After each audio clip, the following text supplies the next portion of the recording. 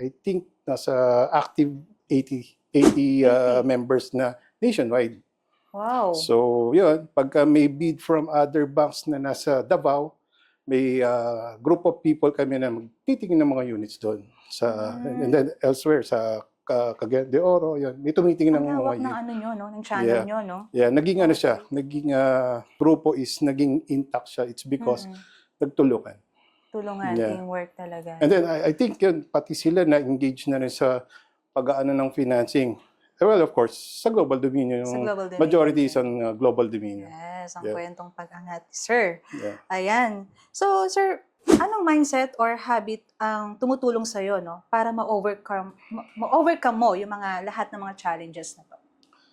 Siguro yun lang eh. Kailangan mo lang talagang aralin din yung ganitong business talaga, yung mga dapat hingin mo sa mga potential na buyers, yun.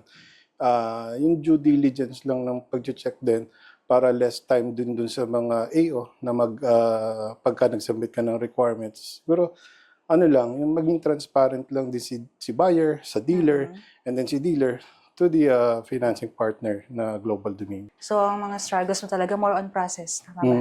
Okay, pero at least, di ba, nandiyan yung ating mga staff sa Global Dominion para tumulong sa iyo. Yes, of course. Alright, so next, ano naman ang pakiramdam kapag nakikita mo, natutupad din ng mga kliyente mo ang mga pangarap with the help, of course, of Sir Philip Borleo?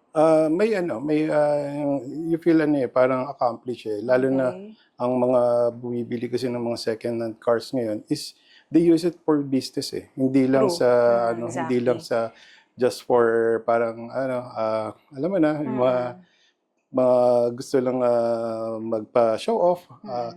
Mostly ng mga recently buyers is more of necessity sa mga second-hand cars eh. Nakikita natin yung need dun eh. Kaya dun tayo nag-focus with helping yung mga gustong mag-avail ng mga pre-owned cars. Okay. Yun. So, may mga may mga suki ka na, mga clients, yes, no? may mga returning clients. Finance. Tapos meron din ma'am, yung mga previous clients na nag-refer. Kumukuha pa rin. Yes, yung iba nagbibigay ng referrals and then we do give incentive din sa mga naging previous clients na nag-refer din sa atin. So kung may isa kang lesson na natutunan sa lahat ng mga pinagdaanan mo, ano iyon? Marami. Sobrang dami. Siguro yung dapat legit yung pagtulong mo sa mga need ng mga nangangailangan na sasakyan. Specifically, kung ano yung need nila, yun yung i-address mo. Pag ito lang yung budget nila, yun yung i-focus.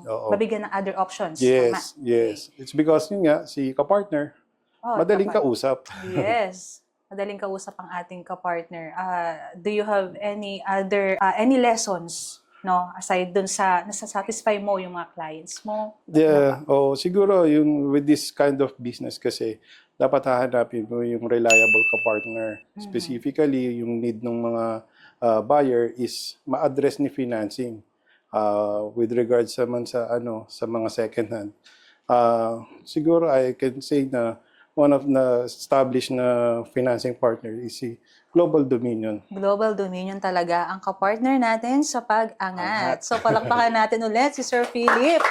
So, Sir Philip, hingang malalim. Mukhang kinakabahan si Sir Philip, no, mga kapartner? Okay. So, ayun na nga, no? So, ano ba ang hashtag pwede pala story ng isang Sir Philip Borleo? Hashtag pwede pala. Kailangan maging legit ka lang sa negosyo. Dapat laging sincere yung pagtulong mo sa mga nag-a-avail ng pre-owned. Number one is yung dapat i-address mo kung ano yung need and budget ni client para hindi siya mahirapan at eventually ma-enjoy niya yung kanyang ina-avail na mga second-hand cars. So magsipag ka lang with a partnership kay Global Dominion. Hashtag pwede ka makapag-travel.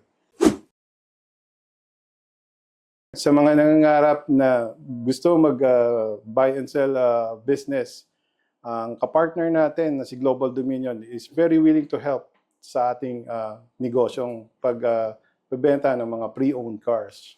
So ayun, so Sir Philip Borleo, nako maraming salamat po no sa muling Thank you. pagbisita nyo rito. Thank you, At talagang marami kang na-inspired no at na-motivate na ating mga kapartner audience dito sa ating podcast. Muli, ako nga pala ang inyong kapartner Glo at ito ang ating kapartner podcast season 2.